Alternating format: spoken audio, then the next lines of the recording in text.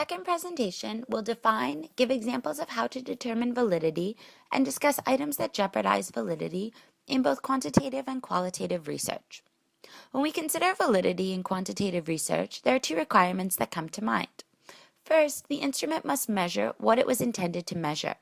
Second, the research needs to be a truthful and accurate representation. There are several steps to follow in order to determine validity in quantitative research. Creswell shares that as a researcher, the following steps should be employed.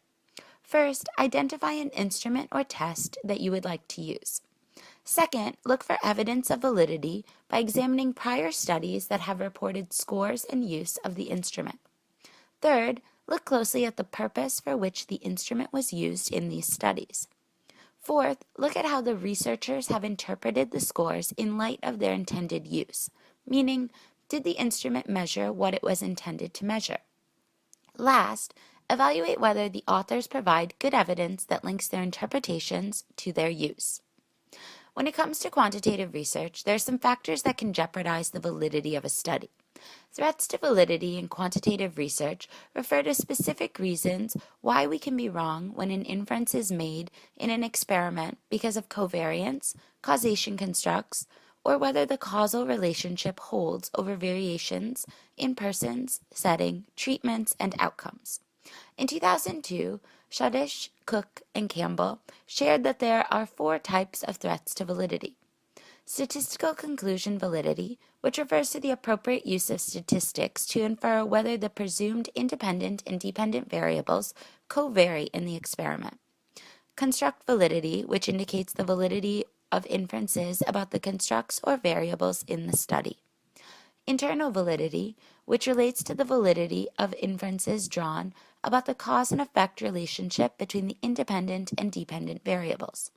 Threats to internal validity include history, maturation, regression, selection, mortality, interactions with selection, diffusion of treatments, compensatory equalization, compensatory rivalry, resentful demoralization, testing, and instrumentation. External validity, which refers to validity of the cause and effect relationship being generalizable to other persons, setting, treatment variables, and measures. Threats to external validity include interaction of selection and treatment, interaction of setting and treatment, and interaction of history and treatment. Now we're going to look at validity in qualitative research. Bazir, Afzal, and Azim indicate that there are 3 approaches to validity in qualitative research: validation as investigation, validation as communication, and validation as action. Researchers rely upon experience and literature to address the issue of validity, generalizability, and reliability. It is specified in a quantitative paradigm, but confusing in a qualitative one. In qualitative research, validity has to do with description and explanation and whether or not the given explanation fits a given description. In qualitative research, checking for validity is checking that your findings and interpretations are accurate. This can be done through member checking or triangulation. Member checking is a process in which the researcher asks one or more participants in the study to check the accuracy of the account. Triangulation is the process of corroborating evidence from different individuals, types of data, or methods of data collection in descriptions and themes in qualitative research. The researcher examines each information source and finds evidence to support a theme, and this ensures that the study will be accurate because the information draws on multiple sources of information, individuals, or processes. Like quantitative research, there are also threats to the validity of qualitative research. First, there is always a trade-off between validity and precision. In qualitative research, measures which are too precise, such as the time, can confound and obscure the more general purposes of the research and analysis.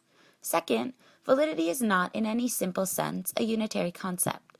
Validity cannot be said to be a discretely identifiable element of any research project.